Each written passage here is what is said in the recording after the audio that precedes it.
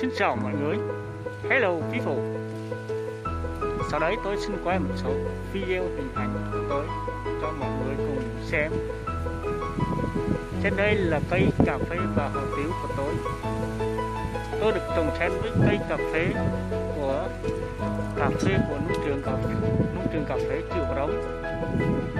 Đây là một hồ tiêu tôi trồng lên trên cây muống. Cây muống cao là 10 mét.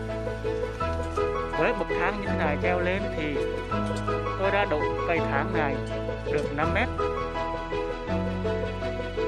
Đấy, rất là thuận tiện leo trèo lên cây muống để hái cây hồ tiêu.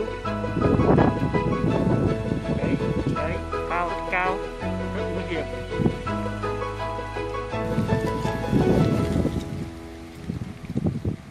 Ở đâu cao tle trên kia luôn.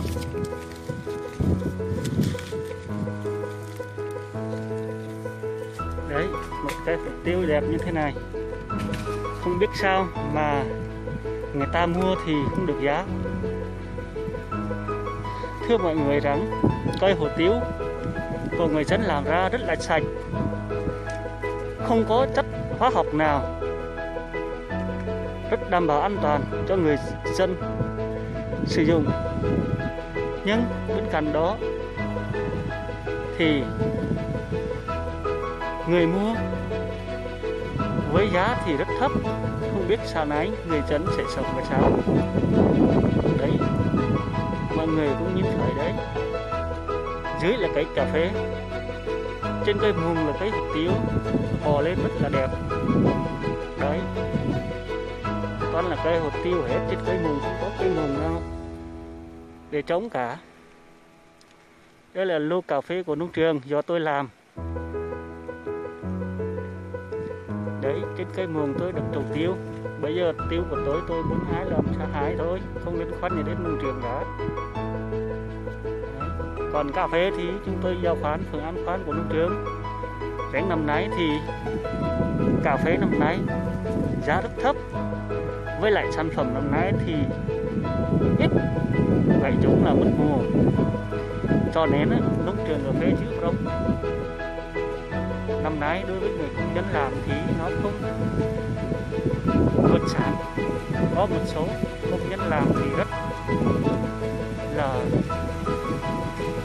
tội nghiệp, bởi vì năm nay bên người công nhân đang nợ nông trường tối thiểu thì cũng mất một hộ thì 20 đến 30 triệu đồng đó.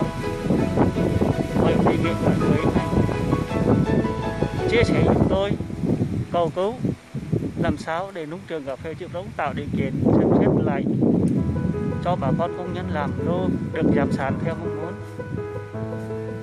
để bà con có công ăn việc làm ổn định. Năm nay thì bên nông trường cà phê giao khoán cho người công nhân làm rất là cao, 1 hectare 4,5 tấn, làm sao mà người công nhân làm nổi.